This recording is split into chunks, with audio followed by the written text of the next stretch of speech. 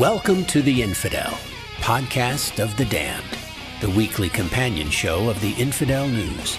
Join us as we discuss this week's religious accounts from an atheist perspective.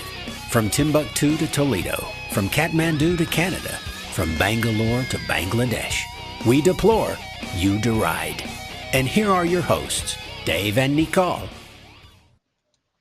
Hello, and welcome to show number 21 of the Infidel Podcast of the Damned. I'm your host, J. David Core, atheist, author, and arrogant acolyte. And with me is my co-host, Nicole Samard. Hello, Nicole. Yeah, and in case anybody didn't notice, the guest is in a much bigger picture than usual, so we're making him a star. Right. Also joining us today is YouTube sensation, Jason. Welcome, Jason. Thank you for having me, you guys. Yeah. Today is Friday, Today is Friday, March 27th, 2015, and we're going to be discussing the upcoming episodes of the Infidel News, which will run beginning Monday, March 30th, 2015. Show notes for all of our podcasts can be found at infidelpodcast.blogspot.com. So I wanted to start off the show with a little anecdote. I was going to tell Nicole, especially this little anecdote, him being from Canada, he will appreciate the humor here. I took my daughter out to lunch at a little local restaurant. It's not like a chain. It's a little locally owned. And you said, are you trying to say you're out to lunch? I was out to lunch. I'm back. And the waitress was really ditzy, right? So here's how ditzy she was, right? This is I'm going to do her voice and tell you the way she did it. And it's hard the way she talked this way in Ohio, but this is how she spoke. This guy comes in and he's getting his food to go, and she turns around and she sees him. She says, "Oh, hi! I didn't know it was you. Why don't you stay here?" And he says, "Can't. I got to get home to see a football game." And she says, "We can put the game on for you." And he says, "No, it's a blacked out. It's on a special channel. You can't get it here." She says, "Oh, well, okay, I understand. Well, okay, we'll see ya." And so he leaves, and she turns to the other waitress, and she says, "He's in love with my best friend. It's hilarious." So then she comes over to our table, and I had looked at the menu, and I had decided what I was going to have, and my daughter had decided what she was going to have, and she says, "So what can I get you guys?" And I said, "She'll have the pub burger, and I'll have the poutine." Now, Nicole, you're from Canada. What's a poutine? It's French fries with cheese curds and gravy. Right. So that's their poutine is. It's a poutine burger. So it's all that stuff on a burger. But when I opened the menu, I saw poutine, and so I said, "I'll have the poutine." So here's how the conversation goes. "So what will you guys have today?" "She'll have the pub burger. I'll have the poutine." "How'd you like your burgers cooked?" I said, "I'm not having a burger." "Sir, poutine is a burger."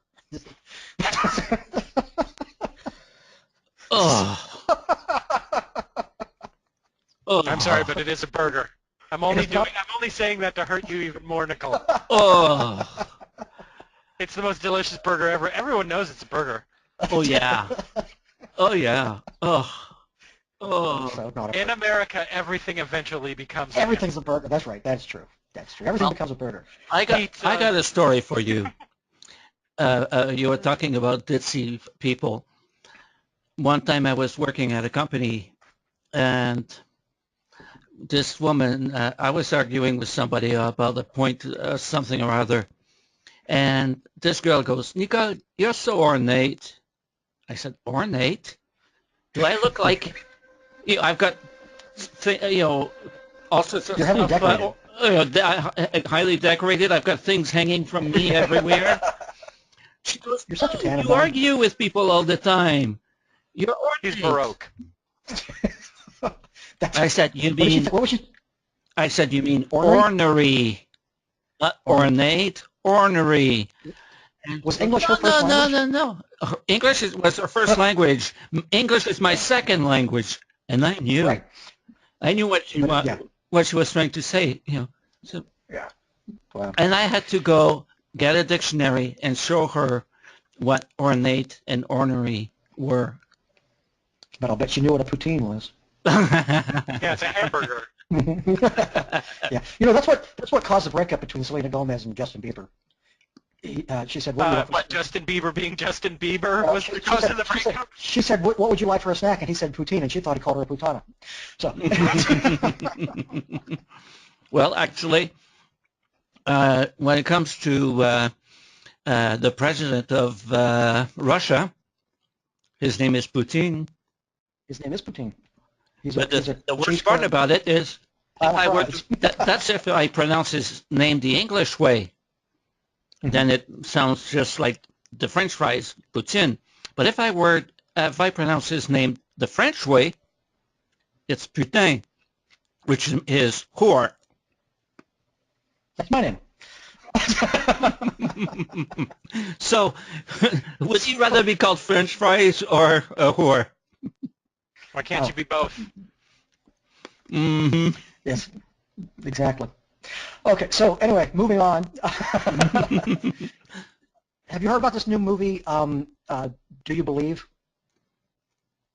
I have heard of it, but I don't know what it's about. I'm thinking it's about evolutionary science? That's exactly. Do you believe in evolutionary science? Yes. It's a new movie made by the same people who made God Is Not Dead, which was a charming film. Mm-hmm. And one of the main actresses in this movie is Mira Sorvino. And Mira Sorvino is famous for having once said, let me find a quote here, why does it not say anywhere in the Bible that slavery is wrong? How is it possible that it is not immoral to own another person? Why isn't that one of the 10 Commandments? Thou shalt not own another person. You want to sit here and tell me that fornication is worse than owning someone? That's the Mira Sorvino that they have in this movie, because Mira Sorvino in those days considered herself a secular humanist. She had a conversion. She's now a devout Protestant, and so she's making propaganda movies for the Christian right. I just don't understand how you go kind of through that transition. Well, a lot happens when work dries up for you. Yeah. Are you saying she's dried up?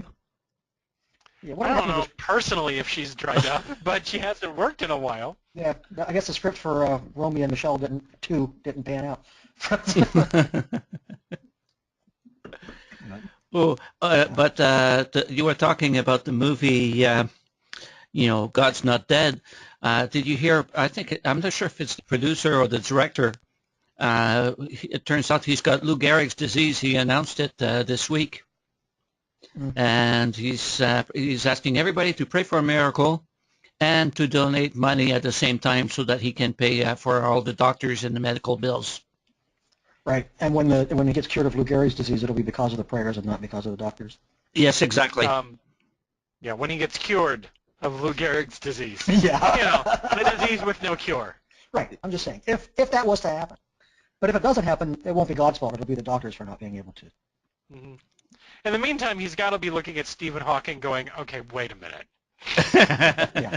He has survived different decades past his diagnosis, literally 5 decades past his diagnosis. Right. And he is an atheist, isn't he? Or is he an agnostic? Well, I think he's an, what? I wasn't sure, but I think he's an atheist, I think. I'm pretty sure. I don't know that he's ever declared himself an atheist, but he's also never said that he wasn't, and he had said several. Unlike Neil deGrasse Tyson, who refuses to call himself an atheist, Stephen Hawking, I don't think has ever quibbled over the designation. I think you could call him an atheist, and he would not say you're wrong. But anyway, let's go ahead and move on with the show, and let's check out our first news story. Okay, hang on to your hats. New York City makes New York State the 4th in the nation to have a city's public schools that will be closed on the 2 largest Islamic holidays, Eid al-Fitr and Eid al-Adha. Until now, New York's thousands of Muslim students received excused absences for taking time from school to observe the holidays. Now they will no longer have to make up schoolwork or worry about missed exams. In a statement to the media, Mayor Bill de Blasio said, "This is a common sense change, and one that recognizes our growing Muslim community and honors its contributions to our city." Or, as the conservative website The New American reported it, the victim of the worst terrorist attack in American history faces a situation where its Islamic population has reached a threshold where Muslim holidays should be given the same stature as, say, Christmas by the government. Meanwhile, America's largest Jewish news agency, Allgemeiner.com, took the news in stride, reporting that for years, New York City has recognized major Jewish holidays such as Rosh Hashanah, Yom Kippur, and Passover.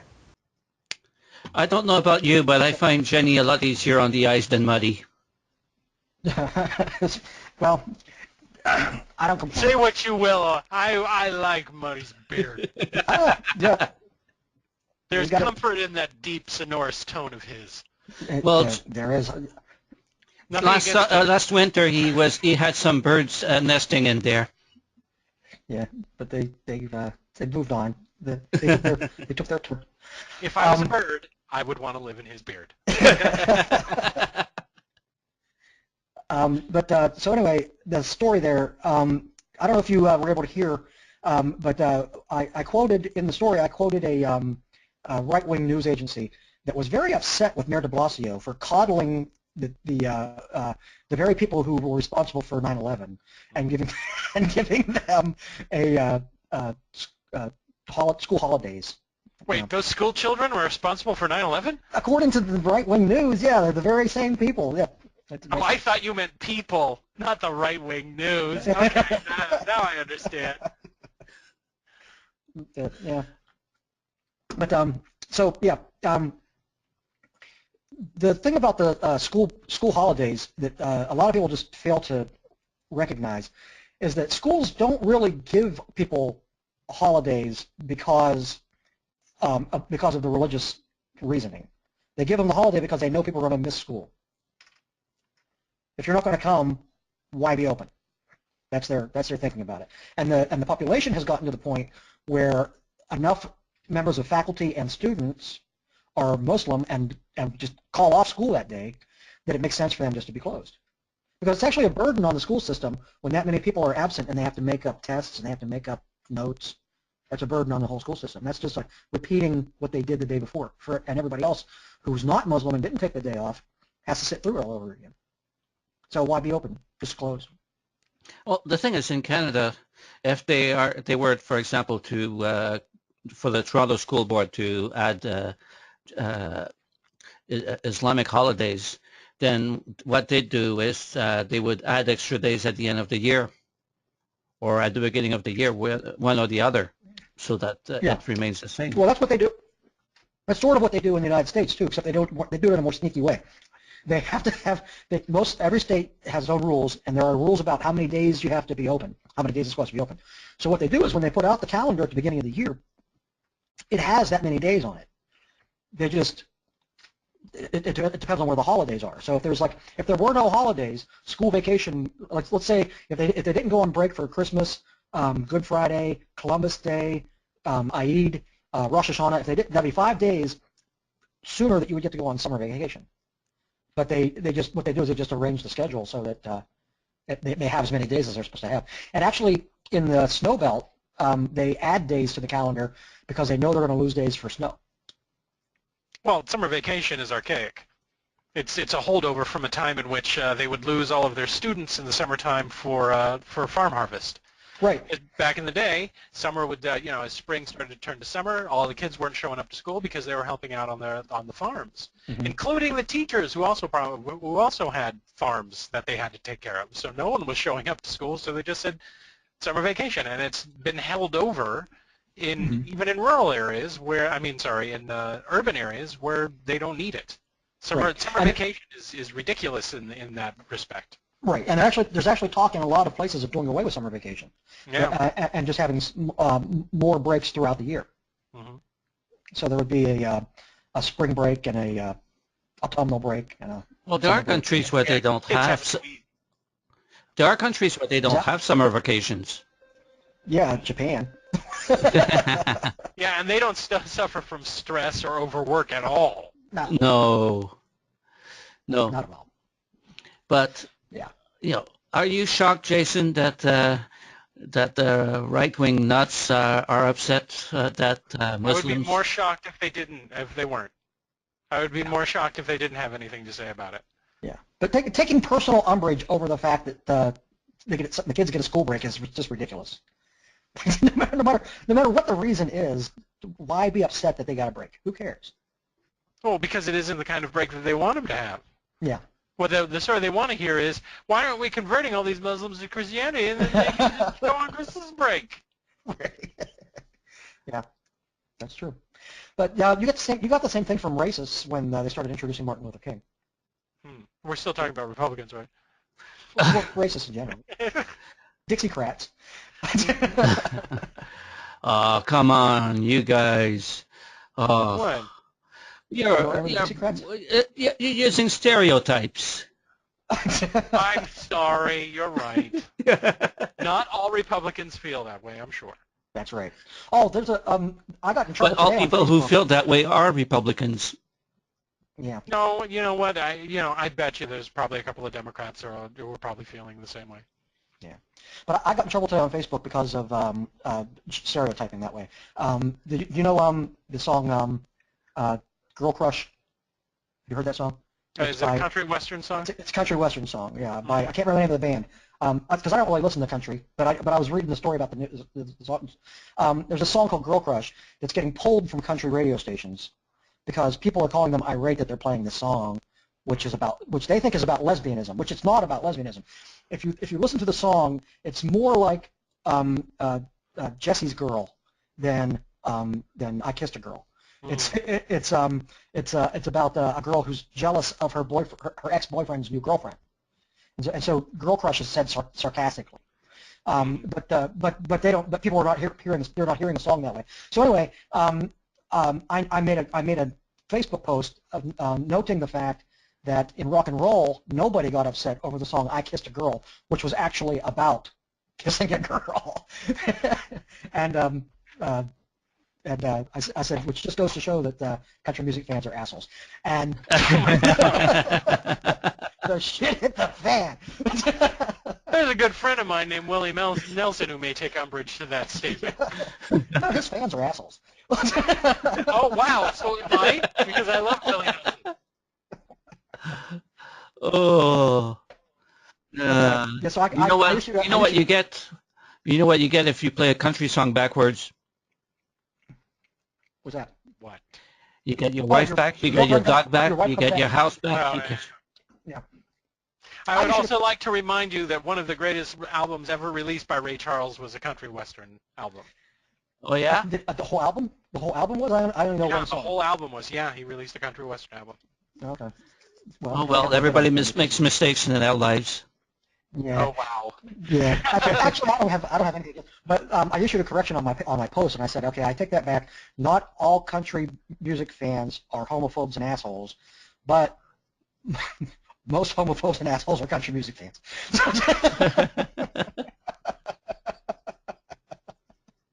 So that was my apology. Well, there was.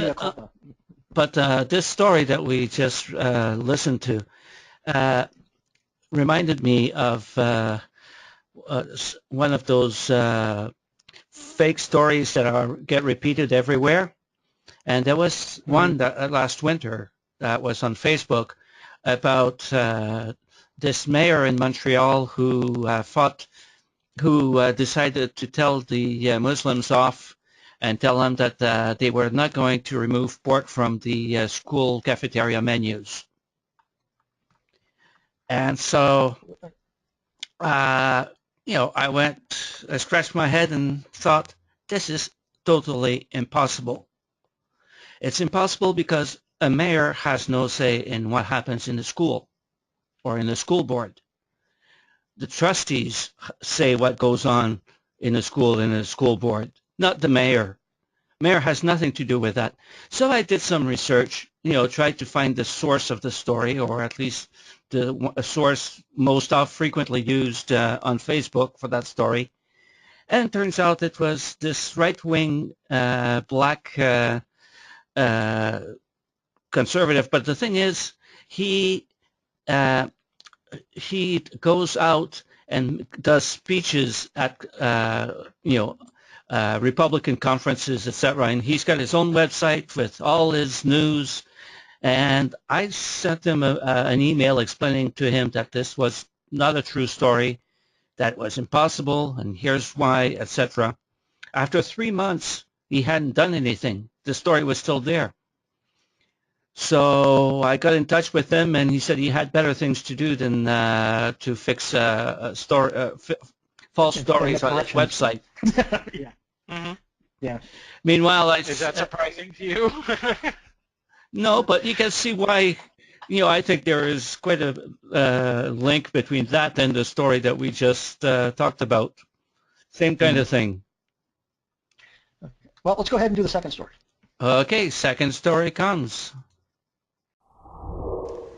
Saudi Arabia expresses its intense surprise and dismay at what is being reported by some media about the case of citizen Raif Badawi and his sentence. This statement by an unnamed foreign ministry official appeared on Saudi state media and is the first acknowledgement by the Middle Eastern nation of international criticism concerning the case. The statement went on to say, "The kingdom unequivocally rejects any aggression under the pretext of human rights." This is not unexpected, as Saudi Arabia is one of very few countries who are not signatory to the UN's Universal Declaration of Human Rights. Saudi Arabia has no government-run court system, instead allowing the clergy to adjudicate based solely on the Wahhabi Sunni Muslim interpretation of Sharia law. In the first quarter of 2015, 40 Saudi citizens had already been beheaded. Islam is the only faith permitted in Saudi Arabia, and atheism was recently declared a terrorist offense. Blasphemy, apostasy, and witchcraft are all considered capital offenses. It is the only nation in the region where women are forbidden to drive. You know what pisses me off about this story? That your wife's allowed to drive and nothing you can do about it because you're Canadian. Yeah. My wife doesn't drive. No, Okay. the whole world got upset over that a guy who got who was sentenced to 1,000 lashes. Meanwhile, we've got this guy here because he's an atheist. He's considered a terrorist, and he's got the death sentence, and nobody's talking about it except us. Yeah. Well, that's not uncommon. Atheists are we're the most hated people in the world, according to the CNN special I watched the other day. Did you guys happen to see that, by the way? The CNN special? No. Mm-hmm. It was really not that good. Wow. A CNN story wasn't good? There's a surprise. It was not that. Yeah, it was kind of meh. It was respectful, at least. They didn't really slam atheism. And the people that were on there who were anti-atheist, this one kid's parents, basically, this atheist kid had really religious parents, and they were talking to them, and the parents were saying that he was dead to them now and stuff like that. And they made the parents look bad. They really made the parents look bad, just saying what they actually believed. But the kid was really, took it in stride, and it was that part was well done. That part might make some people think, but the rest of the show, it was kind of a new atheism versus friendly atheism exploration, and they kept making Richard Dawkins look like he was a strident asshole, and these ministers who have lost their faith are, they actually talked to quite a few ministers who have lost their faith. One of them stayed in shadows. Another one has his own atheist church now. But it really just wasn't that interesting. But anyway, getting back to the situation in Saudi Arabia. The Saudis, like it says in the story, are not signatory to the UN laws against human rights violations. So from their point of view, they're totally surprised that anybody's bothered by this. It just comes as a total shock to them. I don't think they're bothered or surprised. Yeah. Okay, let's make that perfectly clear. Saudi Arabia has a blank check so long as they continue to feed us oil, they can pretty much do whatever they want, and they still have like favored nation status. Mm-hmm. We don't care. Right. We like to pretend that we care about human rights and all that other stuff. And I'm not talking about the global, the nationwide we in the United States. I mean our government. Right. It turns a blind eye to whatever they do. Right. And it's been it was the same situation with China several years ago when China got favored nation status. The people in the United States were irate that China was being given favored nation status because of the human rights violations in China. And the government just went, we got to do what we got to do. Mm-hmm. Yeah, but you know what? At least when China makes a mistake, like when they accidentally send out poisoned dog food, they kill the guy who's responsible for it. Mm-hmm. That makes us feel good. Yeah. With a bullet to the head. Is that where your lawyer got inspired? Yeah, is that where your lawyer got his inspiration, about the bullet to the head? What lawyer? Saul? No, in California, there's this guy who's trying to have this the guy who's getting a whole lot of attention for something that will never, ever make it to the ballot? Yeah. But that's a lot of those, hey, let's kill people proposals will never make it to the ballot. They will never take it seriously. All he's basically done is guarantee that people are going to lobby to have him disbarred. And that's pretty much all that's happened. Right. But the thing about that story, the thing about that is, for years I've been saying I'll say be arguing with religious people, and I'll, they'll say, what about Stalin and atheism in Russia and atheism in China and blah blah blah blah. I'll say, well, what about the the Crusades? Oh, that was years ago. Well, what about this? Oh, that was years ago. What about the kill the gays bill in Uganda? And they'll say, well, that wasn't really Christians. Mm-hmm. Well, now they can't say that anymore. No. I like the people who like to point out Islam atrocities and then completely or blithely ignore what's happening with Christians in Africa.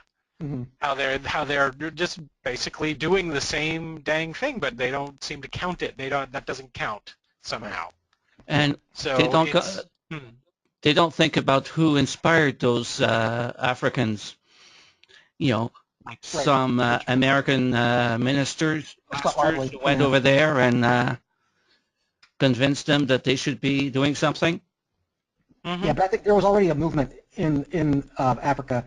Scott Lively just ginned it up a little bit, but it was actually already there. But it doesn't matter. I have said, like in arguments before with people, that Pat Robertson would be just as bad if not for the fact that he couldn't get away with it. And no, he wouldn't. Why would you say that? It's not like that. Pat Robertson would be Torquemada 500 years ago. If he'd been born 500 years ago, he'd be no different. Yeah, but that's the whole point. The system keeps him in check. The system, exactly. Right. Yeah. Okay. The system keeps him in check. Yeah, and no matter where you go, to the point in which he's actually yelling at creationists to shut up because he's making everybody else look stupid. Yeah. Yeah. If you go anywhere where there's no matter who the minority is, if they're being put upon by somebody, they're crying for secularism. So the Christians in like an Islamic country, like Egypt, for example, want secularism. They want a secular government. The minority always wants a secular government. And the majority always wants their religion to be favored, so they can shit on everybody else. Anyway, that's my preaching to the choir moment. Preaching to the choir? Oh, wait, should I disagree with you? No, you're wrong. Well, this week there was a video on Right Wing Watch, and they were, I forget who the woman it was, but she was saying that, over here in America we believe in we the people. Excuse me, if you believe in we the people, then you wouldn't be a plutocracy, you'd be a democracy. Mm-hmm. Well, yeah.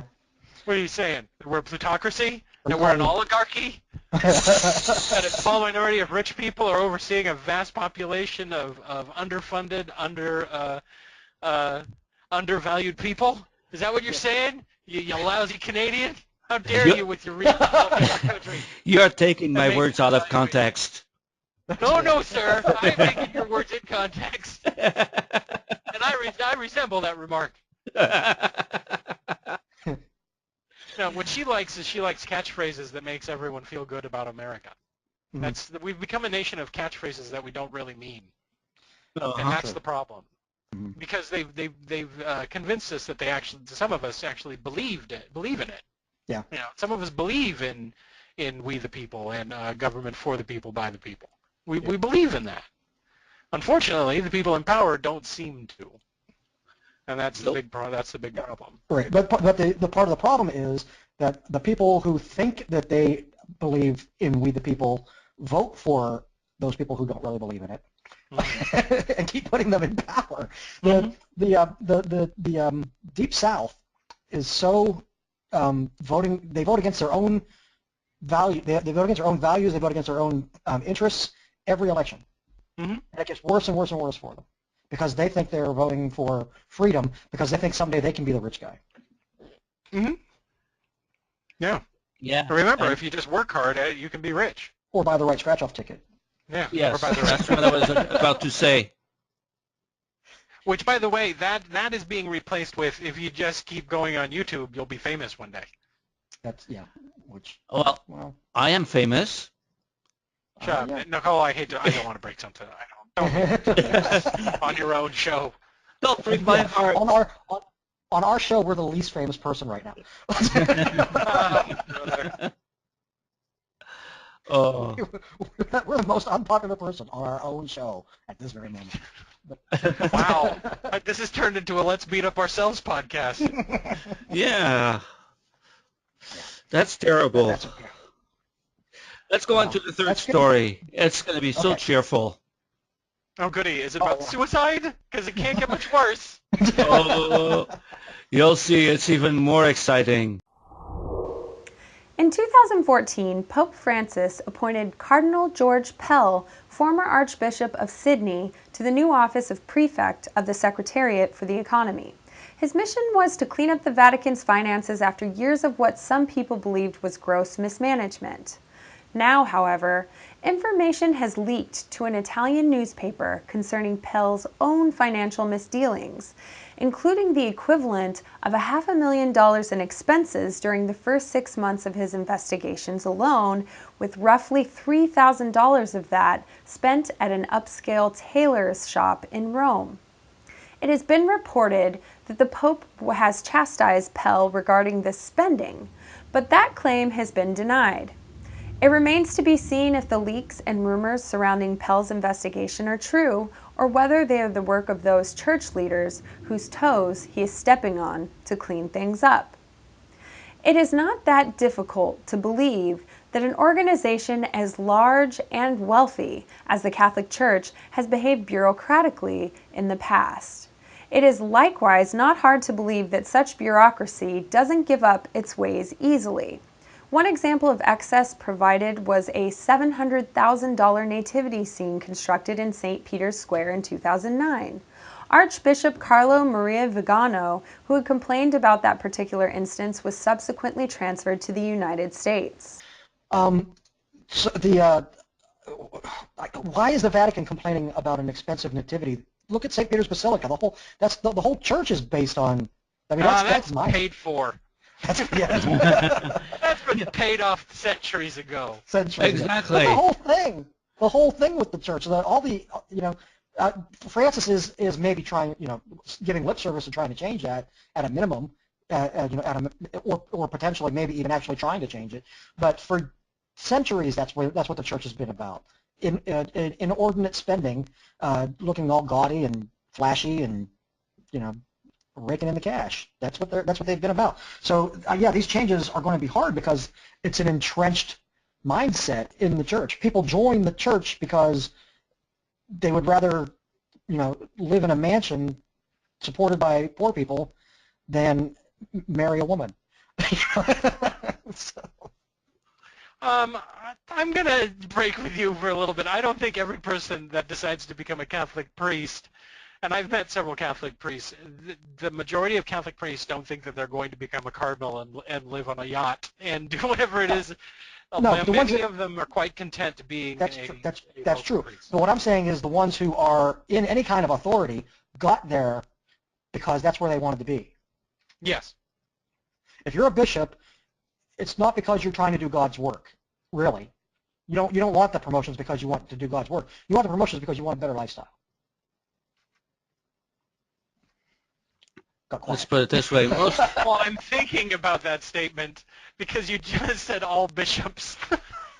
And I Well- have problems with blanket statements. That's okay.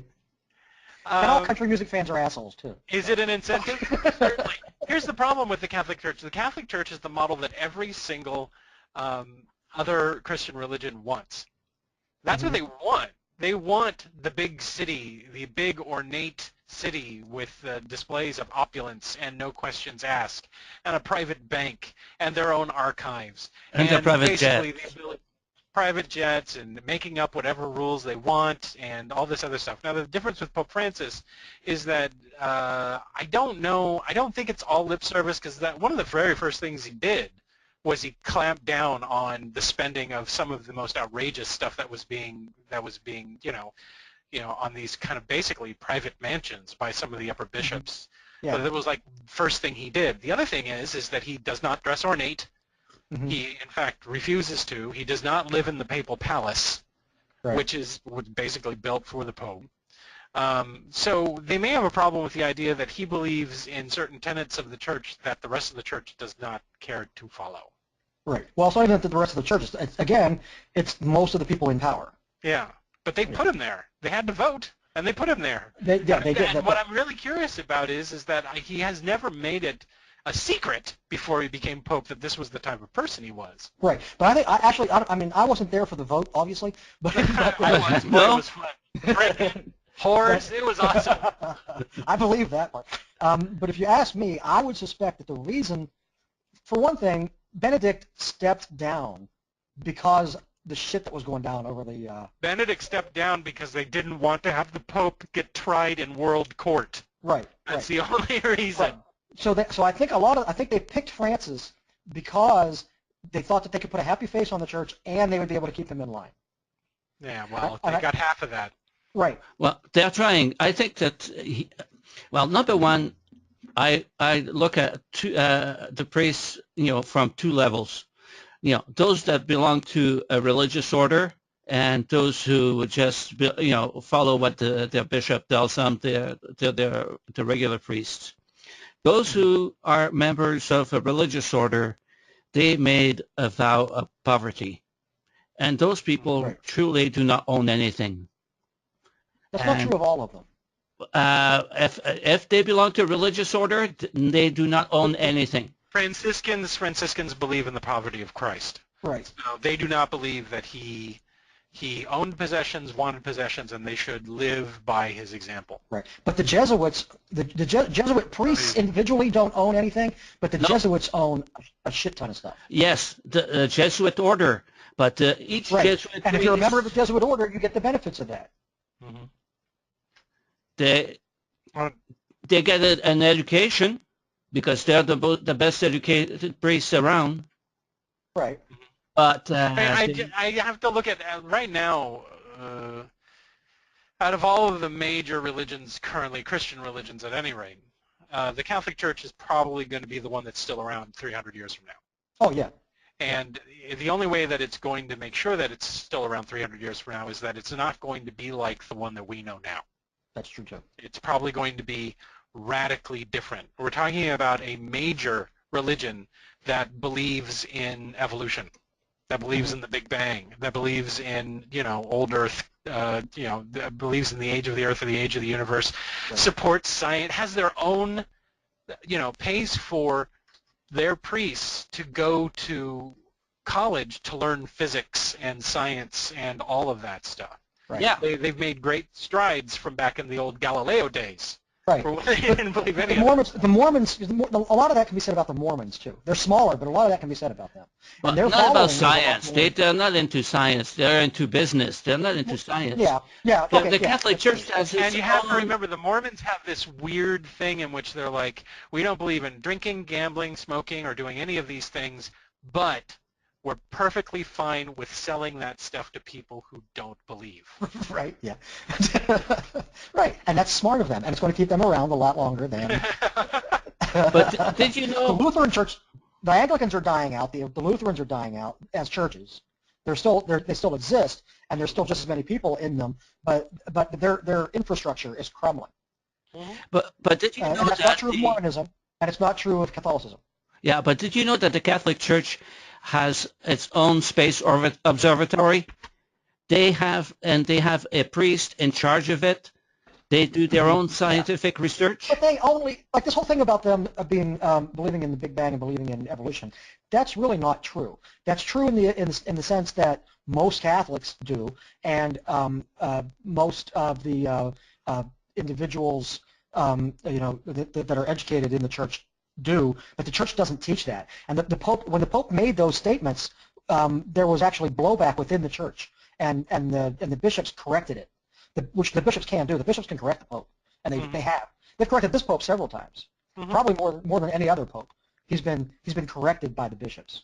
The bishops can correct him all he wants. The people who believe, listen to the Pope. Right. Period. I mean, the whole thing about, well, the bishops corrected him. No one cares about what the bishops say. If it comes out of the Pope's mouth, look, my grandmother was Filipino, very hardcore Catholic. If the Pope said it's going to rain fish, she'd be outside with a bucket.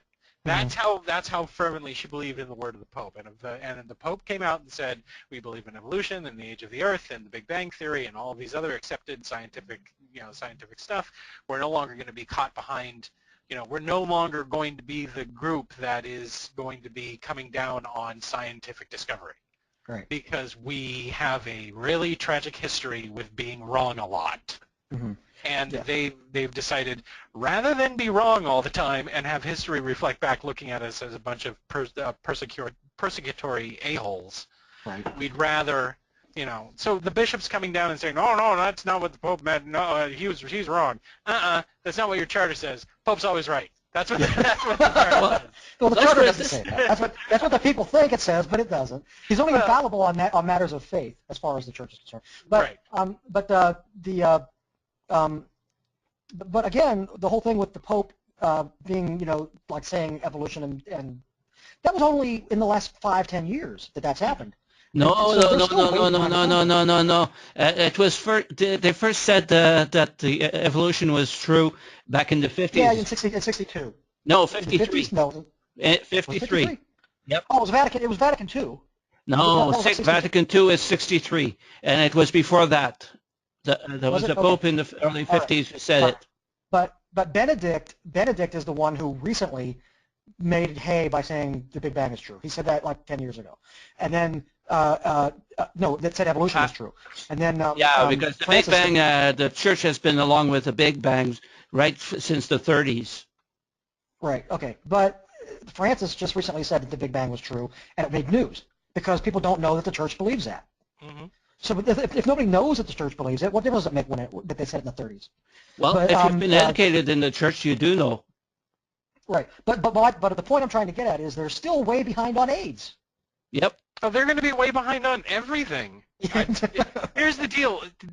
Last time I checked, the Catholic Church is a gigantic organization that is archaic in many respects in regards to modern morality, modern views on whether women should be priests, whether their priests should marry, whether, just little niggling things about rights and stuff like that.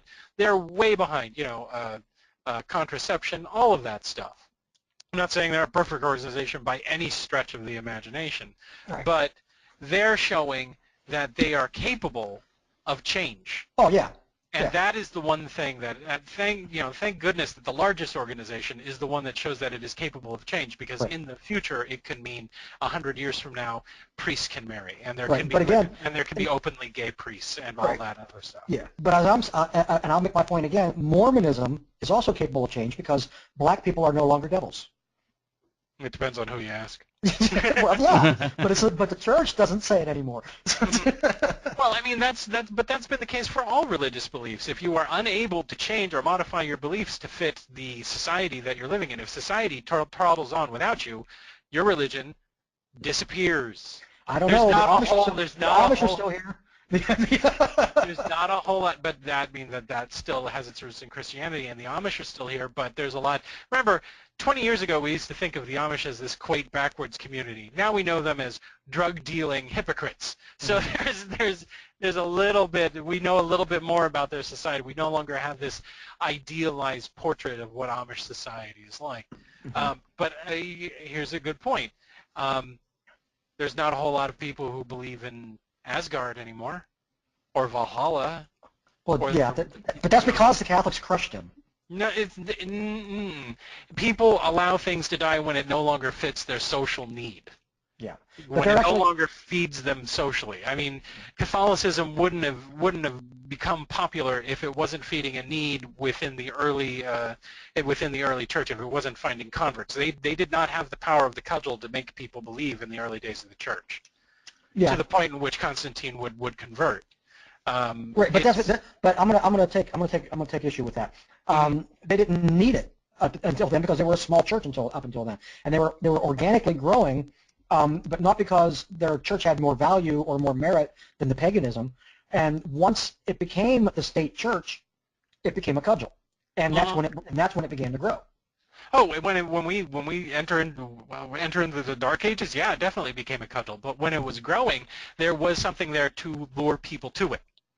Despite no matter how many people they killed to say, don't believe in this. The Christianity is not good for you guys. See, look at all those dead people with the lion. It's not a good thing. Didn't matter. People were still going to it for a reason because its message was different. Right. That's true. And so, it's kind of like in order to survive, just like in evolution, in order to survive, you have to be able to adapt in order to survive. So whenever I hear, for example, these people saying, well, our beliefs are permanent and they are immutable and they're never going to change, I know that is a religion that will either change or perish. Right. But getting back to your Asgard point, there are also modern day practitioners of Norse beliefs. They've adapted the beliefs. I'm gonna say yes, but yeah. There are also people who still believe fairies exist, and there are also people who believe in Cthulhu, and it's kind of Are they really? I don't know. I'm going to assume yes based on what I've seen on the internet. Well, yeah, the same way people believe in the spaghetti monster. Exactly. Yeah. But the whole point is that religions die because they no longer fulfill the need within the populace. Right. That's true. But it's not necessarily because science has proven them untenable. Because no. But that's sort of how this topic got brought up. That was the suggestion that Christianity has been adapting to science, whereas other religions have not been adapting to science. There are still Christians, still Catholics, who believe in Adam and Eve, a literal Adam and Eve. Oh yeah. Yeah.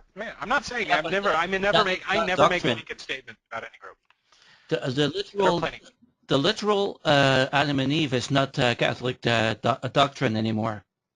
No, but there are still Catholics who believe it, and in a sense, there's really if you examine Catholicism at all, there's no way any of it stands up if Adam and Eve weren't literal.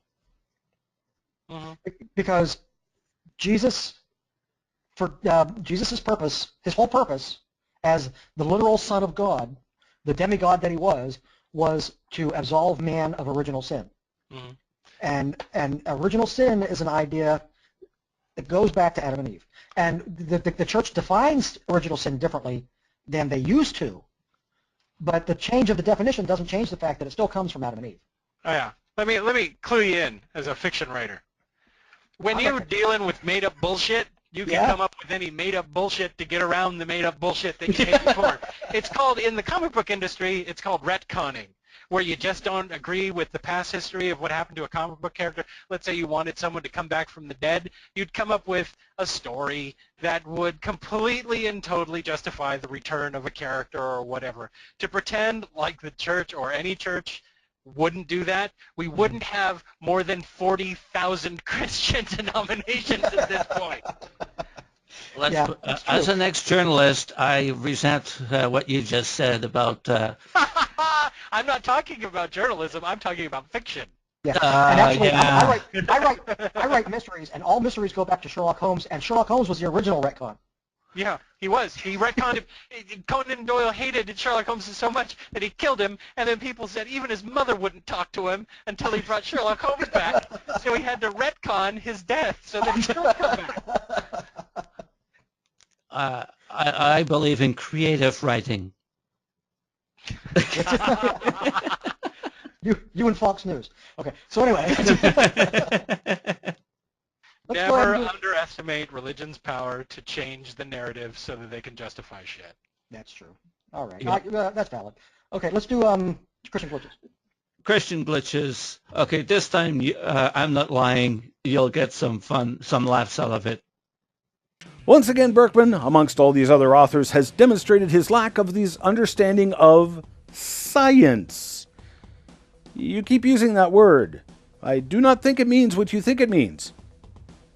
Hello! A major scientific principle is called falsification. You really cannot prove something scientifically. You can only disprove something. This is not a matter of doubt. This is a matter of evolution being disproven so many times that it would take many libraries of books to document the cases. And obviously, prevailing scientific consensus does not make a scientific fact, because it's amazing how many of the falsifications falsified the scientific consensus. In response to our Disproof is Proof, What a Country episode, which aired a couple of weeks ago, Kevin Lane tweeted a profound satire making this point exactly. This new discovery will require us to, yet again, rewrite a portion of gravitational theory, said no physicist ever. His satirical point being, how many times have you heard something like this said about evolutionary theory? Multiple times. Every single week. That is because evolution is not science. Science is observable, repeatable, predictable, measurable. Evolution is none of these things. What observations have been made, what tests have been run, seeing as how evolution occurred in the unobservable past? These authors, continuing to use that word science, parrot ye old scientific consensus card again. Obviously, they are implying that if one does not believe the scientific consensus, then they must not be a very scientific person. In fact, we might as well call them anti-science. Well, hold on now. Conveniently, these researchers all brought up global warming as an example of some science that people doubt. I like the way Dewile Jones said it on the excellent website scienceagainstevolution.org in his article, Wrong All Along. If more scientists believe it now, that must mean fewer scientists believed climate played a role in the past. Given the view that anyone who doesn't believe the consensus isn't a real scientist, does the fact that they did not agree with current consensus, if that is in fact the current consensus, mean that they weren't real scientists then? If anybody who doesn't believe in evolution isn't a real scientist, does that mean that anyone who doesn't believe in a particular evolutionary mechanism isn't a real scientist? Indeed, let's take it a step further. In the 70s, the scientific consensus was that there was a coming global cooling, with warnings of doom for the upcoming new ice age. Now the scientific consensus is allegedly global warming. So, was the scientific consensus in the past wrong? If so, then obviously scientific consensus has absolutely nothing to do with whether or not something is scientifically true. So perhaps the reason high school biology teachers are hesitant to teach evolution is because of reasonable doubts that they have about biological evolution. How did you like that? He doesn't understand the words science, evolution, or reasonable doubt. He doesn't. No. Here's the thing. I believe Ian Juby does understand all that stuff. This is his job. This is how he makes money. He makes money by convincing people that they're right in their beliefs. But you realize that you just made the same argument that the right wing makes about global warming. Yeah, but there's a tiny, teeny little difference. One of the reasons why I don't identify as an atheist and I identify as a skeptic is because as a skeptic, I tend to take a scientific view on things. And one of the tenets of science is that you always have to allow for you to be wrong. Mm-hmm. You always do. Real scientists never make guarantees. Right. They never tell you with 100% accuracy that this is exactly what's going to happen.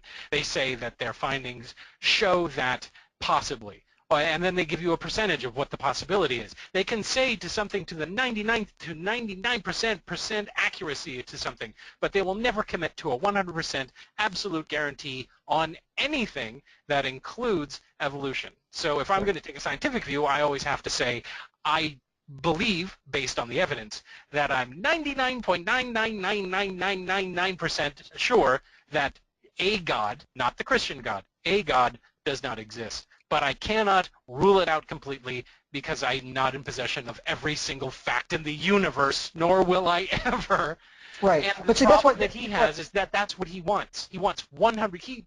His word, the thing that he's putting out right now is something like this. If he was going to try to invent the airplane and he nailed two boards together and he threw it in the air and it fell to the ground, he'd go, well, that proves it. No one can fly. And then he'd walk away because he did one thing and it didn't work. He doesn't understand that science works in steps. You do this, you experiment here, someone takes some of your research and applies it to this, someone else borrows from there, someone else makes another observation, they piece it together, things get revised, things get updated, things that don't work or were mistaken get thrown out. It's constantly changing because that's how the world works. Right, and that's exactly what I was talking about with reasonable doubt, because he was saying, he was using the word reasonable doubt in exactly the wrong way, because he's not, his doubt is unreasonable. Mm-hmm. And it's based on an unreasonable standard of proof. And now I'm going to take umbrage with something that you said, which was that you don't identify as an atheist, you identify as a skeptic, because even though you're 99.99999, I don't think that's what atheist. I'll quote in Neo Montoya now, or not in Neo Montoya, but Walshawn. Is it Walshawn or is it Andre the Giant? Who was it? Anyway, somebody in the Princess Bride. Somebody in the Princess Bride says, "You keep using this word. I don't think you know it. I don't think you know what it means." That isn't Neo Montoya. Anyway, atheism doesn't necessarily have to mean that you're 100% sure. No, but I think that the dictionary definition is a non-belief in a God or God. I think. Okay, you know what? I'm not an anti-theist. I think I've been described as an agnostic atheist. Yeah. At best, I think. Yeah. See, I prefer skeptic because that's not just how I approach the God concept. That's how I try to approach everything. Right. Yeah, and that's what I don't. My personal thing, my personal pedantic issue, is that I don't care if somebody identifies as a skeptic or as a humanist, but don't deny that you're an atheist if you don't believe that there's a God. That's what theism is. So if you're not that, you're an atheist. Mm-hmm. I guess that makes sense. I think it's shorter than saying I'm an atheist, but I cannot, based on the evidence, completely rule it out. Right. Which is a longer explanation than people need. Yeah. So if somebody says to you, like, I'm not telling you what to say. I'm just saying what I would do in your situation. I am. But what I would say is if somebody says to you, "Are you an atheist?" I would say, "I identify as a skeptic, but I don't believe that there's a God." Yeah. And it's as simple as that. And then if they want more, then you give them more. But that's the whole problem. The whole problem with like census takers and et cetera. They keep saying this many people identify as atheists, so atheists are actually small, but we're not. There's more of us than identify. And that's why I proudly identify as atheist, because I would be willing to say that a lot of people probably identify their religious beliefs like this. I don't believe in like organized religious God, but I believe that there's something out there, this kind of nebulous, amorphic thing that they don't care to identify. I call it like a very loose spirituality of something. Right. but they won't pin it down, and they just want to believe that there's something, but they're no longer into organized religion of any kind. And I've met lots of people who make that kind of claim. Well, I don't believe in like the Catholic God, but I believe that there's some thing out there. And I'm like, okay, so long as you're specific, I guess. Yeah. Yeah. Well, the thing is, I mean, here's what the thing about that is, why are they? That's the next question to them is, why are you believing that? Why are you believing that there has to be something? There's no reason to believe it. There's no reason to believe that there has to be something. And then you get to these people who break themselves down into the deist category, where they say, I don't know that necessarily that there's a personal God that cares about us at all, but something had to have started this. Well, why does that something have to be called a God? If it's not worthy of worship and doesn't demand your sacrifices, it's not a God. I mean, I personally don't care what people believe. I don't either. I don't care. I only care when they group together and try to force everyone else to believe what they believe. That's when I get concerned. That's true. That's true. But if we're going to have discussion about the meaning of words, that's where it's yeah. I mean, if someone wants to believe that a pink donut pooped out the universe, I'm not going to tell them no. I find that the world is a much more interesting place with the person that believes that a pink donut pooped out the universe. I think that that's a far more interesting world to live in. But if there was 5 million of them cutting off people's heads because they defiled the pink donut, then I would have a problem. I'm with you there. And with Juby, the problem with Juby is that he puts forth this mind. For number one, it's very clear that his enemy is science. Okay, his enemy is science as practice. Oh, the way he does his air quotes every time he says science. And the funny thing is that, and what is galling, and whether he actually believes what he's saying or not, he lives in a world that completely exists because of science. Yes. Either intentionally or unintentionally, scientific principles are what all of his clothes, his studio, the internet, all the stuff that he's using to bring forth all of his stuff. Some of them are based on things that he absolutely does not believe. Yeah, and well, actually, and even his arguments, all of his arguments are based on the science that supports his other argument. Mm-hmm. Mm-hmm. So he needs the science in order to have his hate of science. Right. Well, as someone who has actually met the man, interviewed the man, seen what Slept with like. The man. Nah. Let's put it this way: as far as I'm concerned, he's a deluded man who has devoted his entire life to something that is totally wrong because of his delusions, and he is living like from worse than paycheck to paycheck. He's really, he doesn't own the place. He doesn't even rent a place. He lives out of his brother's place, I believe, or something like that. Mm-hmm. When I saw him, that doesn't. No, but he is not even a success at what he's doing. Yeah, but that doesn't matter. I mean, No, it's sad. But to say that he's doing it because for the money, he's not doing it for the money because he's not making money. No, but he's doing it for something that's to him is the equivalent of money, which is acknowledgement and recognition. Mm-hmm. Yeah. Mm-hmm. Yeah. He's not doing it for the glory of God. And here's the other thing. I would just like to remind everyone, especially younger people who probably don't remember this.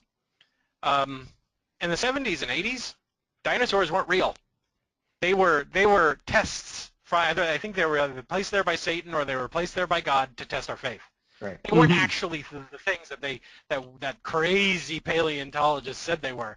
Now they have to include dinosaurs because the evidence is so overwhelming that they can no longer ignore it. If there are still creationists around 100 years from now, and God willing they aren't, but if they are, what is their creation science going to look like if they continue to have to fall back? I know, yeah. Well, are they going to be quibbling over DNA? It's very evident that God created evolution in the Bible, and here's where then they'll find some Bible passage that said, see, right there, God said that evolution is how we evolved from monkeys. All I know is right now, as angry as I get at Ian Juby and Ken Ham and all these other, quote unquote mainstream creation scientists, Pat Robertson doesn't believe them. The movie God is Not Dead acknowledged the Big Bang, and the main character was an old Earth creationist, someone who believed in he was not a young Earth creationist. Right. They are losing traction because the more they talk, the less in step they seem to be with everyone else. And while a lot of people want to bring up, oh, these people are dangerous, and they want to change textbooks and all this other stuff, yes, that is true. They do want to do all of that. They do want to do all that stuff, and they do pose a threat to the continuing education of public schools and stuff like that, so long as there aren't people there to counter them. So long as there aren't people there to say, oh, no, you're full Yeah, of crap. but what ends up, but what they've actually changed, they've changed it? I've had too many martinis. They've changed that tactic now to what they're doing now is they're electing people who are fighting to have public funds spent on private education so that they can pull people out of public schools, put them in these isolationist organizations and not teach them the true science or teach them distorted science, and then send those people out into the world and to try to survive. Yeah, and try to survive. But that's the whole point, try to survive. We're not talking about the next generation of scientists because no one's going to employ them because they're not going into those fields. More than likely, they're trying to create new politicians or new religious leaders or whatever. These aren't people who are going to be going into MIT and start rabble-rousing, or they're not going to be going to, they're not going to become the next paleontologists. Yeah. We're not talking about the next generation of genetic scientists either. But let's not forget that it's fundamentalist Christians who lost the recipe for concrete for over 1,000 years. So who knows what could happen to with these people out there, with these people being put in office and fighting for their right, like in Oklahoma right now, where they're fighting, or Indiana, where they're passing laws that people have a right to discriminate based on their religious beliefs. Oh, you mean the let's lose $4 billion in one day bill? Yeah, that's a great bill, isn't it? Boy, there's no voters' remorse on that one. Yeah. What do you mean we're not going to get basketball here anymore? There's actually a comic book. Speaking of comic books, there's a comic book convention that's not going to Indiana now. It's not comic book. It's the largest gaming convention in Gaming. the world. Yeah, Gen Con. That's what it was. Yeah, Gen Con. Yeah. And then there's this they're like, company. bye. There's this company. It's a $4 billion electronics company. They have an iCloud service for the business world, and they've got all their investment in that state, and they're saying that they're not going to subject any of their clients to potential discrimination. So they're not. And PayPal. Mm-hmm. PayPal as well. PayPal has come out with a couple of statements indicating their displeasure at the passing of this bill. Are they located in Indiana? I do believe that they have businesses represented in Indiana, and already the boycott list of businesses based in Indiana is starting to circulate. Yeah. Well, good. But also on the plus side, a Republican in Georgia stopped their bill dead in its tracks because what he did. Remember, when in Georgia they were saying this has nothing to do with discrimination. This has everything to do with religious freedom. And so this Republican stepped forward and said, okay, then I'm going to table that we remove all of the language in there that says that it's okay for religious people to bypass discrimination laws. We'll leave everything else the same except for that. We're going to amend this before we vote on it so that all of the stuff in there that says that if you have a religious belief you're allowed to discriminate, that's going to be all taken out. And the people who are supporting the bill literally said out loud, but if you do that, you'll get the bill. And then, in the same breath, said, but it has nothing to do with discrimination. Yeah. Well, except that if you take out all this discrimination stuff, then there's no bill. And that's exactly what they did. Two Republicans voted with some Democrats, and they got it tabled, and now it's doubtful that that thing is ever going to go through in Georgia. Yeah. And it's probably because of the backlash in Indiana. Yeah. Yeah. Yeah, I would imagine so.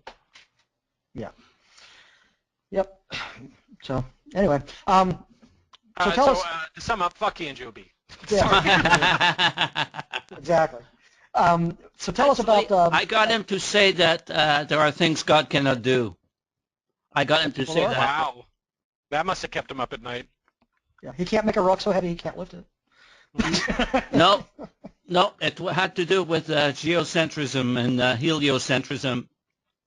I explained to him, he said that he was sitting on the fence when it came to whether the Earth was spinning around the sun, or if the sun was spinning around the Earth. He was sitting on the fence. So I told him. So you pushed him off. I told him it's like a magnet, and he looked at me like, "What?" I said, "Yeah." Yeah, don't. You'll blow his tiny mind with things like facts and science. Don't. So I said, if you've got a big magnet and a small magnet, I said, you got a big magnet and a small magnet, which one is going to attract the other? And he said, I don't believe in gay magnets. And so finally, once he understood how, my logic, how the Earth has to be, the attraction of the sun is, because the sun is much larger, it's going to generate a lot more attraction than the Earth can manage, that, it would be impossible for the Earth to pull the sun. And he said, and the only way this could happen would be if God were to do a constant miracle, all the time. And he says, and that can't be. Why can't that be? We're talking miracles, dude. God can do anything. If it's a God, he can do that. If it's God, why not? So he admitted that there are things as God can't do. Yeah. God goes in. And then he cried and ran out of the room. Yeah. Yeah. Okay. Yeah. You made me mess up. So anyway, Jason. Yes. Spell your name for us. Jason. No, spell your. It's right there on the screen. I know, but spell your other name. Oh, my channel name. Yeah. DGEYPSCUN. Is that all about because this letter sounds like this in another situation? George Bernard Shaw, paying attention to the idiosyncrasies of the English language. English is a mishmash of several different languages, which is why we have so many different pronunciation weirdness. Mm-hmm. And he spelled fish G-H-O-T-I. Right. And he spelled it that way based on the pronunciation rules that we have in regards to certain word groups. So when I was coming up, this was years ago, when I was coming up with my screen name, I figured, you know what, I'll spell Jason the same way based on the same pronunciation rules in the English language. So DGEYPSCUN is pronounced Jason based on those idiosyncratic rules. For example, the DG sound, the J sound in that comes from words like wedge and edge and stuff like that, where you get a J sound when you combine D and G, where in most normal languages you would just replace it with a J and be done with it. And it follows suit. The EY is in words like way and hay. The PSC is the S sound because we have a lot of words that are either SC for like science, or PS for like psychology, psychiatry, all of that fun stuff. Okay, that's where I got confused, was the PSC. Yeah. I figured out the rest of it, but I couldn't figure out the PSC. Right. Yeah, it looks mostly like alphabet salad, but no, it does. There is meaning behind it, which is why my sign off is Jason with a D, because that way it kind of clears it up a little, or just confuses people more. I don't know. Right. Earlier, I was telling David that I was that Jason with a D reminded me of Blackadder's Christmas special. What? I've seen it, but it's been a while. When at the end, the servant gives Blackadder a Christmas card, and he says, "Wow, you managed to spell Christmas without using a C, without using an H, without using an R, without a..." and what's really fun about the English language? And I actually saw this on Facebook. So long as you can scramble up the letters, but so long as the first letter and the last letter in the word are in the positions that they're supposed to be in, you can still, I think it's somewhere around 60% of the population can still read it. I think it's more than that, actually. I think that's a Facebook more than that? thing. Is it more than that? It's a Facebook. Yeah, because if you just judging by Facebook, because every time somebody posts on Facebook, you have to adjust. Yeah, but every time somebody posts on Facebook, if you can read this, you have a strong mind, and it's like backwards or upside down or whatever, 99% of their Facebook family jumps on and says, I can read it. Well, I feel sorry for the people who can't, but then lie and say they can. I totally read that thing. Yeah. Well, that's true. But judging by Facebook, way more than 67% can read it. Right. But then, I want to apply that again using the math of those other memes that say 67% will get this wrong, and then they don't give you the answer, right? Yeah. So as far as I know, everybody got it right. Oh, there you go. But anyway, so okay, so tell us about your channel and your comic books and all Comic that. books. You said you do comic books. I don't do comic books. I don't write comic books. I'm a playwright. Okay. Okay. my brother does comic books. My brother works in the industry. Oh, he's a comic books. You know, my channel It was news to me, but I was going to go with it. I was going with it. Folks, you heard it here first. He is a playwright. Yeah. And not a professional playwright. I've never technically been paid for the plays that I wrote, but I was writing plays in the San Francisco Bay Area, comedy plays for the most part before I came to YouTube. And on YouTube, I don't know how it happened. It was just a gradual change over time. My channel turned into a social satire with puppets. Yeah, with puppets. It became a social satire for puppets, and I think one of the only ones on YouTube, because I do a search every once in a while to find something out there, something else out there, someone else doing social satire or at least doing comedy with puppets, and so far I haven't really found anything else. So yeah, I mean, I've been just basically doing a 20-minute comedy show every week for, I don't know now, 4 years since it became Opinionville, and you can find it there under Opinionville with a dash between the opinion and the ville. And it's basically whatever I feel like, satirizing.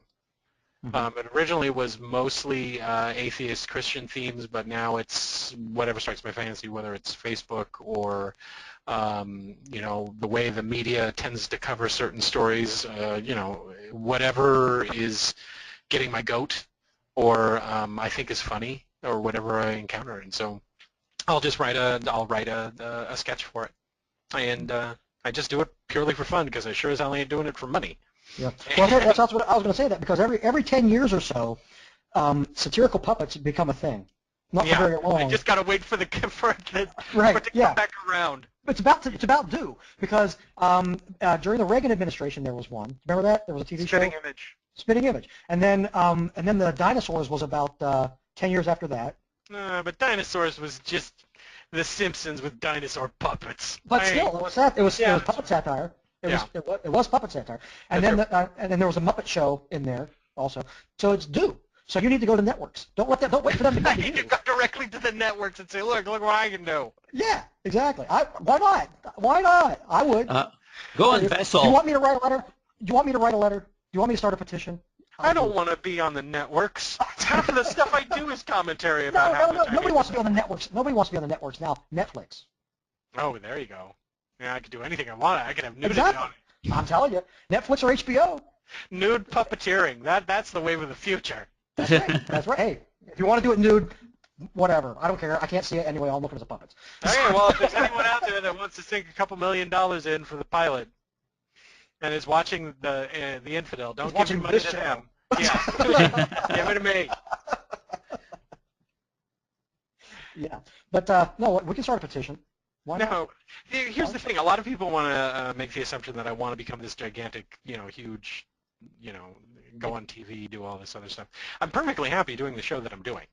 I'm not saying you're not happy, but you wouldn't like that Netflix money? I would like that Netflix money. See, I mean, I'm not driven. I have a full-time job. I'm not rich by any stretch of the imagination, but I am comfortable. And one of the things that I've made comment on is every once in a while you have a great channel with great content, and they get really, really popular. And then quite suddenly there's tons of ads, and they're doing ads, and you go to my Patreon, and we're doing a Kickstarter, and blah blah blah, and go to my store and buy this and do all that.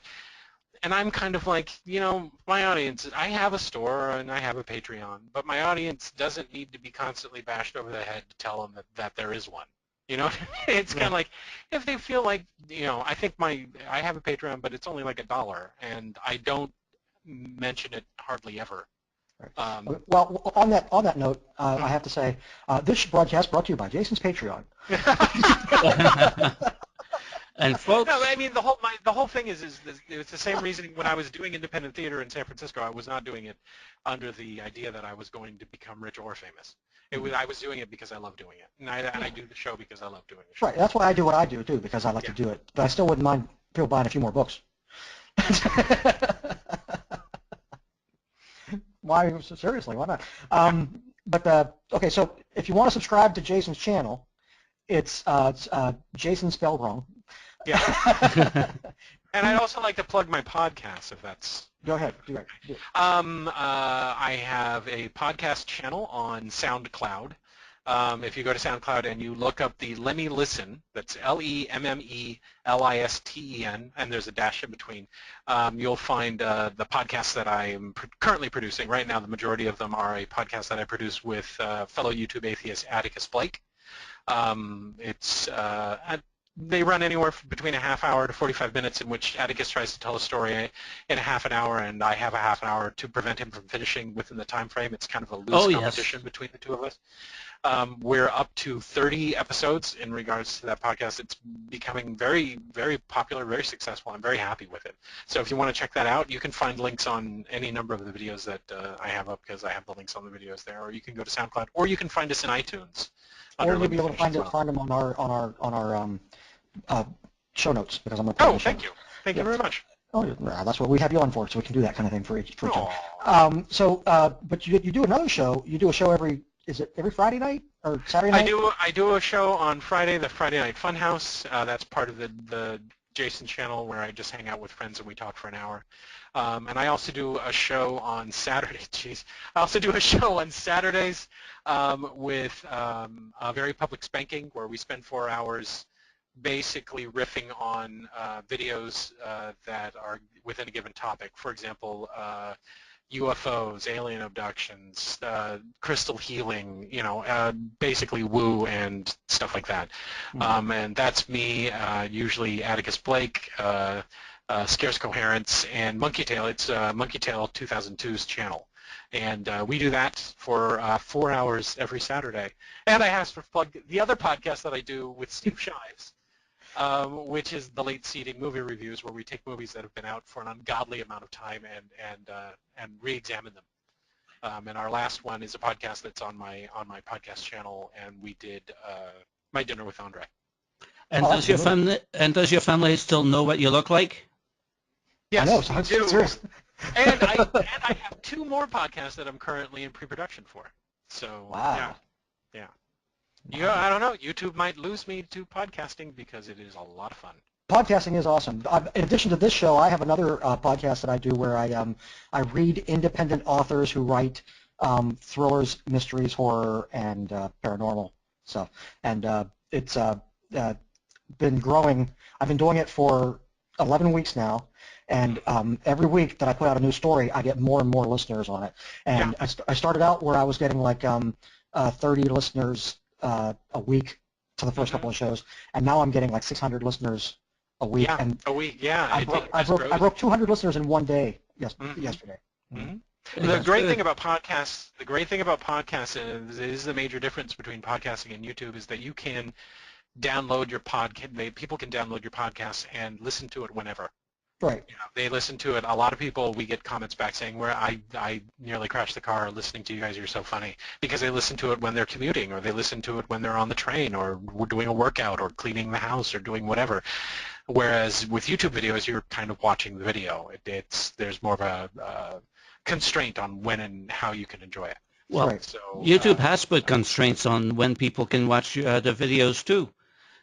They're limiting in more ways than ever, when you can see the videos. You can be subscribed to somebody's channel and yet not know that they've uploaded an episode, 5 minutes before. Yeah, you can miss it. Yeah, you can miss it. You can miss videos entirely. Mm-hmm. And my podcasts also go on to Stitcher and aside from SoundCloud and iTunes. And if they subscribe on either one of those networks, our podcasts go directly into their feed, and it's there for them to listen to whenever. Right, through RSS. Yeah, through RSS. And it's you find that you're reaching more people, and the interactions are different. I find with podcasting. So. It is fun. I'm not saying that I'm giving up on my channel. I'm not giving up on Opinionville because I find that to be a lot of fun still. But there's a lot to draw people to, especially if all you're really doing, like a lot of these talking head videos could easily become a podcast. If you're just sitting down in front of a camera talking, they can easily become a podcast. Yeah. So, well, a lot of things could become a podcast. Opinionville could become a podcast, for that matter. No, what's it? Yeah, all puppet radio. Charlie McCarthy may have been able to get away with that crap. Again, there was a period where satire. That's puppet satire. Okay. Yeah. So like currently puppet satire. Current puppet satire is what's his name? That asshole comedian. With the asshole comedian. That's a lot of them. With the terrorist puppet. Oh, Jeff Dunham. Jeff Dunham, yeah. Oh yeah. See, that's not satire. I don't know what that is. That's not satire. That's the state of it at today, though. So we need something better. We need Opinionville, damn it. And he's a ventriloquist. He's not a puppeteer. That's true. But I still like his stuff. Jeff Dunham? Nah, he's a racist.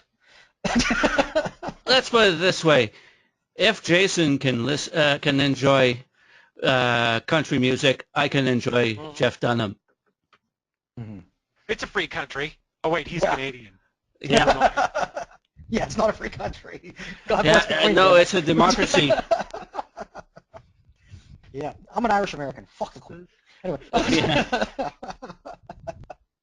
I hate to tell you this, but my father just did our family history. He's been working on it for, I don't know, 10 years. Turns out that my family line, I'm directly related to Prince William. Directly not directly, like I'm his cousin, but we're like distant. We're distant on his mother's side, on Diana's side. Okay. Okay. Family. Oh, the Spencers. That's okay then. With the Spencers. Yeah. Was it on this show that I was talking about the Charlemagne thing? I don't know. I was asking Nicole, but that's okay. You can't see who I'm looking at. But anyway, but let's put it this way: we are full of exclusives today. Now we've just found out that we've got royalty with us. That's right. Oh, hey, here's a mind blower. Eventually, if we go back far enough, we find out we're all related to each other. I know that's the point. That was exactly the point I was just about to make, is that there was a big issue a couple of years ago. Somebody tried to make hay out of the fact they were able to trace every president except for a few back to Charlemagne, and so that they were all descended from Charlemagne. And I made the point, everybody's related to Charlemagne if you're white, because Charlemagne had 40 wives and who knows how many concubines, and he had children with a number of them. So he's got he probably has 800 progeny. And then if you trace back everybody, if you trace back just your grandfather line, your paternal line, you've got one father, two grandfathers, 4 great-grandfathers, 8 great-great-grandfathers. By the time you get back 32 generations, it's more than the population of Europe at the time of Charlemagne. Well, it's like the descendants of Genghis Khan. When they started noticing this, I believe it was an allele, that 1 in 4 people of Asian descent within a wide range of people throughout Asia had this same thing. They determined that it was a common ancestor. They all had a common ancestor, and they're racking their brains. Who could this common ancestor be? And someone said, "Well, you do know that Genghis Khan slept with everyone." Yeah.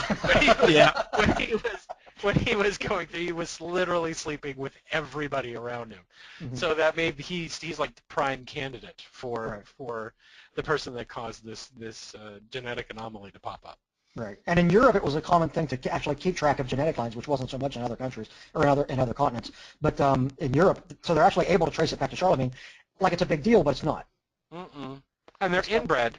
I mean, all the kings and queens were marrying, the families intermarried with each other all the time, so it was not that hard to keep track of them, and not surprising that they had a much smaller field to track. Right. You know. Well, Yeah. So anyway, it's not that. It's not that. I'm impressed that you're related. That you know that you're related to Princess Diana. Mhm. I'm not impressed that you are related to Princess Diana. I'm actually surprised. I'm actually surprised. But then my dad brings in these documents that are a gajillion years old. Mhm. Not the actual ones, but copies that he's managed to get reproduced and brought up. And he said that is your great, great, great, great, great, great, great, great, great, great, going back who knows how long, Right. for my family. And he thanks to the internet and thanks to the Mormons who keep a lot of this information. It's become kind of like a hobby of his to go back and verify stuff. Yeah. And actually, and while we're on this topic, I might as well take advantage of it and point out that my next novel that's coming out, my next mystery novel, actually explores this very topic. So if this is a topic that's of interest to you, when my next novel comes out, make sure you read To it. me, no, but I might buy a copy of that book for my dad. Okay, you'll enjoy it. It's a mystery novel, and it's like a Dan Brown kind of a thing. Yeah. So yeah, he might enjoy it. If that's the kind of thing he enjoys, he might enjoy it.